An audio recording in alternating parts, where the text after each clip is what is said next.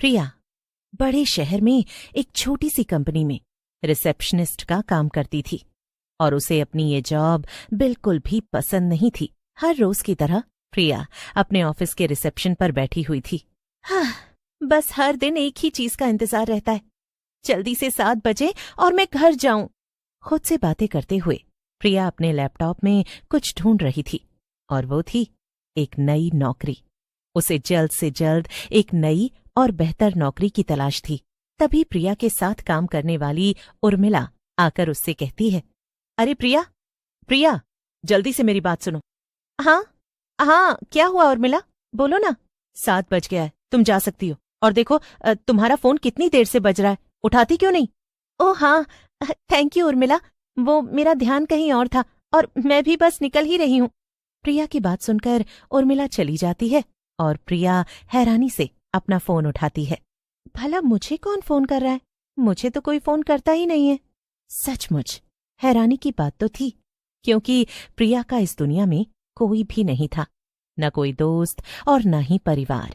लेकिन उसे देखकर उसके मुंह से अपने आप एक नाम निकलता है, राहुल। मगर राहुल मुझे फोन क्यों कर रहा है? प्रिया कुछ सोचकर फोन उठाती है। दूसरी तरफ से उसे परेशान राहुल की आवाज सुनाई देती है। हेलो हेलो प्रिया। राहुल, तुम्हें मेरा नंबर कैसे मिला? तुम्हें याद तो होगा ना कि 1 साल पहले हमने एक दूसरे से वादा किया था कि हम दोबारा एक दूसरे से कांटेक्ट नहीं करेंगे, और तुम्हारी वो नई गर्लफ्रेंड, उसे इससे कोई दिक्कत नहीं हुई? प्रिया प्लीज मेरी बात ध्यान से सुनो, अभी ये मजाक का समय नहीं है। हाँ, हमारा ब्रेकअप मजाक था भी नहीं राहुल, और तुम इतना घबराए हुए क्यों लग रहे हो? सब ठीक तो है ना? नहीं, कुछ ठीक नहीं है प्रिया। तुम जानती हो ना, मेरे परिवार में सिर्फ मेरी माँ ही है, मेरे पिता नहीं है। और कुछ समय से मैं ऑफिस के काम से दूसरे शहर आया था, मगर आज शाम को ही मेरी माँ को हार्ट अटैक आया और पड़ोसियों ने हॉस्पिटल ले गए। क्या? Heart attack? ये तो बहुत बुरा हुआ। अब आंटी कैसी है? हाँ प्रिया, और मुझे तुम्हारी मदद चाहिए। मेरी माँ हॉस्पिटल में अकेली है, उनके पास ना तो कोई रिश्तेदार है ना ही दोस्त। मुझे वहां आने में कल सुबह तक का वक्त लगेगा, तो क्या तुम एक रात उनके साथ हॉस्पिटल में गुजार सकती हो? क्या 1 रात हॉस्पिटल में? मगर तुम्हारी वो गर्लफ्रेंड शीला, वो वहां है, तुम उसे क्यों नहीं बुलाते? वो दरअसल प्रिया, हम दोनों तो कुछ महीने पहले ही अलग हो गए थे। अच्छा। प्रिया एक गहरी सांस लेती है और फिर कुछ सोचते हुए राहुल को जवाब देती है। हाँ ठीक है, फिर तुम मुझे हॉस्पिटल का नाम और एड्रेस टेक्स्ट कर दो, मैं वहां चली जाऊंगी। और हाँ, उन्हें इन्फॉर्म भी कर देना कि घर से कोई आने वाला है।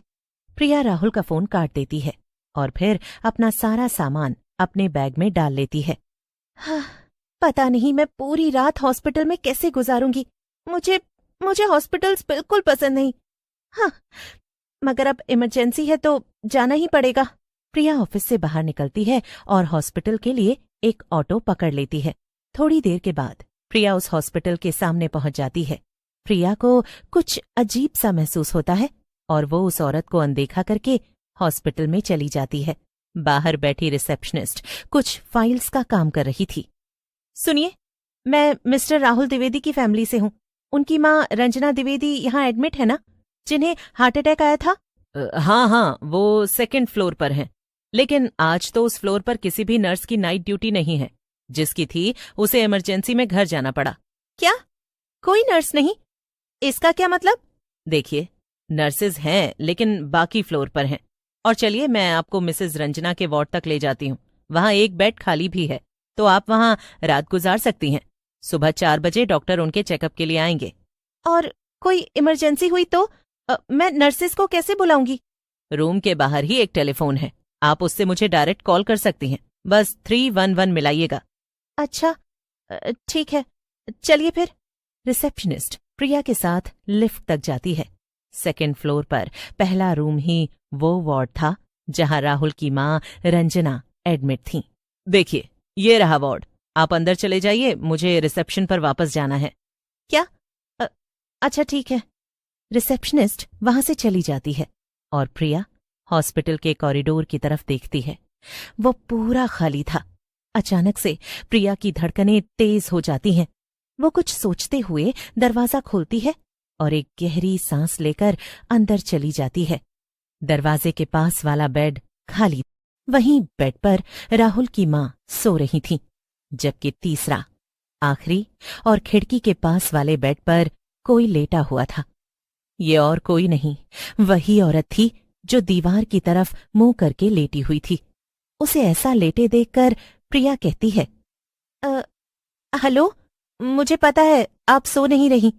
मैं बस बताना चाहती थी कि मैं ये मिसेस रंजना के परिवार से हूँ। आज रात इनके साथ यहाँ रहने वाली हूँ। मैं आपको बिल्कुल भी परेशान नहीं करूंगी। लेकिन वो औरत प्रिया की बात का कोई जवाब नहीं देती। ये देखकर प्रिया को थोड़ा अजीब तो लगता है, मगर फिर भी वो चुपचाप अपने बेड पर बैठ जाती है। हाँ, मुझे इतनी जल्दी नींद तो आने नहीं वाली। बेहतर यही होगा कि कुछ गाने सुन लूं और किताब पढ़ लूं, फिर थोड़ी देर में नींद जरूर आ जाएगी। लेकिन बीच में उसे ऐसा लगता है जैसे उस औरत ने करवट ली हो और वो उसी की तरफ देख रही हो। ये ख्याल प्रिया को डरा देता है और वो किताब से ध्यान हटाकर उस औरत की तरफ देखती है।